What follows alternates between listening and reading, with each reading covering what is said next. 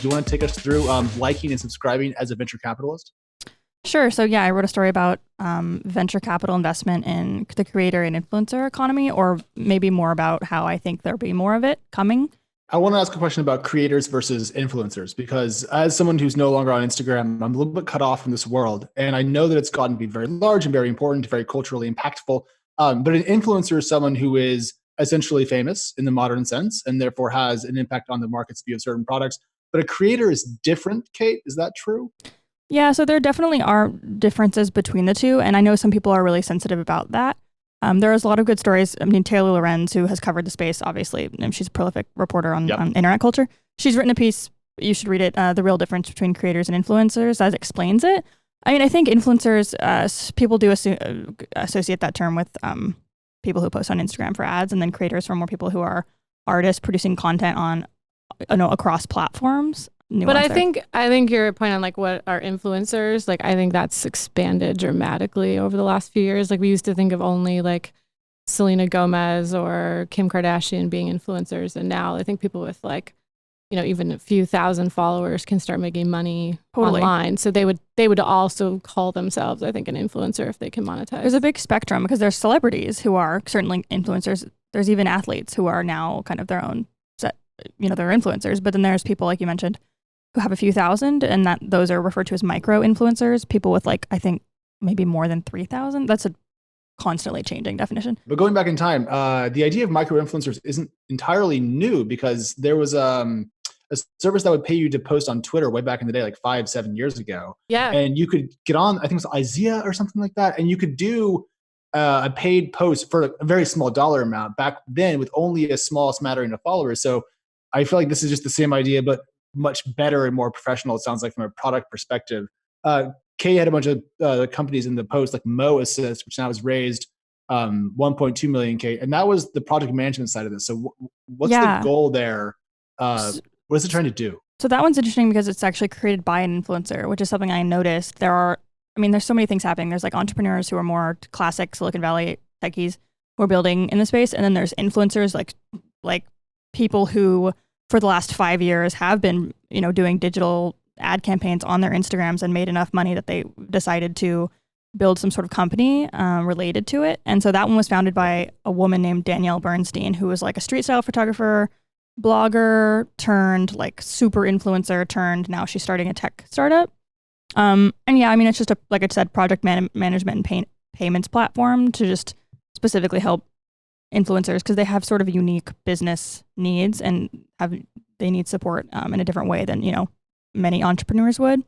So the point of that is just to kind of help out people like her. Yeah, it's pretty interesting. It's like I was looking at the site. They a lot of these influencers that, let's say they have like, I don't know, 500,000 followers, like they were on The Bachelorette 5 years ago or something, and exactly, and so then they have a lot of like there's a lot of specs that they have to fulfill in order to actually get the bounty. So if they're doing a sponsored ad for like Walmart or Tom Shoes or whatever, they'll get almost like a mini RFP from the brand saying like, hey, take a photo with this product or make a video and then make sure you mention these two things and then send them to the site. And if you cross all these boxes, we'll pay you XYZ.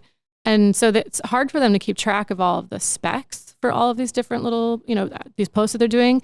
And then for them to actually go invoice afterwards. Right. That's the part that was interesting to me about this company, kind of to the point of like, everyone's kind of getting into payments and so forth. But totally. This is a big part of, I think, what the value prop is probably for the influencers.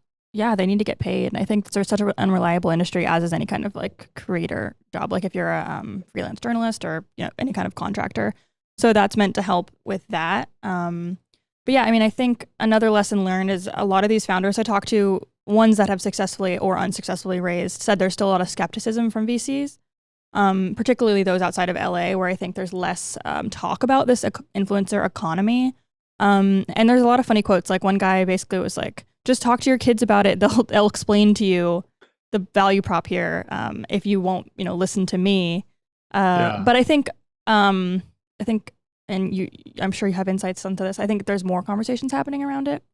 Yeah, there's a lot of, I think to your point in your article too, there's a lot of people starting businesses around this because, definitely you see when there's a consumer wave happening, a lot of people kind of go, I know, I'll fix this problem I had and start a company. So we see a lot of people trying to solve the same problem. I think fundamentally the challenge I have is that it is very fragmented. So, I mean, this is like not even SMBs, this is like SSS, right? It's like very, very, very tiny folks. Yeah. So then you have to wonder, like, if they're making a few $1,000s a year, how much of that can you get them to funnel towards your product? Like, where's the money going to be? How big is the market? And I think you had mentioned there's something like $8 billion or something this year will be spent on online or on influencer marketing, which is, it sounds big, but when you look at all of online marketing this year, it should be about $330 billion of spend. So it's still a relatively small 2 to 3%. Now, my guess is actually just from early days at Facebook, we definitely saw that brands would feel like they got a lot more value out of people influencing their friends than just like the brand voice. So the impact of the dollars they're spending, that $8 billion, might actually be higher than average. And so you would expect that might rise. But still, relative to the entire ecosystem, it's a pretty small amount of total marketing spend. So I think that's where probably a lot of venture capitalists are still kind of sitting back wondering is, are you going to be able to extract and really, like, can you get to 100, like I was looking at her numbers, can you get to $100 million in revenue? She's charging $28 a month from these micro-influencers and creators, $300 a year. It's like, you got to get to 30,000 plus or so. Right. And these are the questions certainly that VCs are going to ask. And another thing that came up a lot when I was asking investors about it is they said that they keep seeing the same thing over and over again. They keep seeing basically two-sided marketplaces, brands and influencers, which I think is a lot less interesting than like these new ones that are sort of like services built on top built on top of those. So even more tailored and unique things. I think the influencer marketing platform sort of came in like years ago. And at this point, we don't really need any more of those. Yeah. But the dollar amounts we're seeing here are pretty small, like 1.2 million here, 25 to 50,000 checks for some podcasts. Like the amount of money is commensurate with the size of the market, back to your point. And that feels intelligent and good. I think in 2019, we've gotten so accustomed to seeing such large checks land wherever there's a possibility of some growth. Question though, if this first round does well for VCs, these companies that Kate mentioned in this piece, do you think we could see a relatively rapid increase in VC investment in the space, or do you think there'll still be enough doubt in the market about the viability of this economy, for lack of a better term, that investment would remain modest for another 12, 18 months? I think it really depends how many dollars total are funneling over the system. So even though $8 billion is being spent on marketing, if those people are generating hundreds of billions of dollars of commerce, then that's really interesting, because then you can start getting into the payment side of things. It kind of reminds me a little bit of like, if you think about like Shopify, when Shopify was early, like there were tons of tools available to tiny e-commerce folks, or even like Etsy.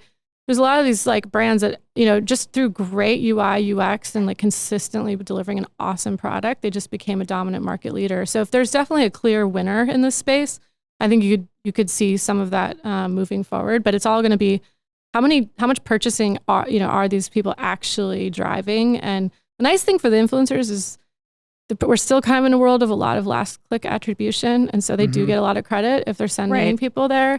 And so if they can get so much, if they're each of them generating $1 million or $2 of that, then the banking and payment side becomes really interesting.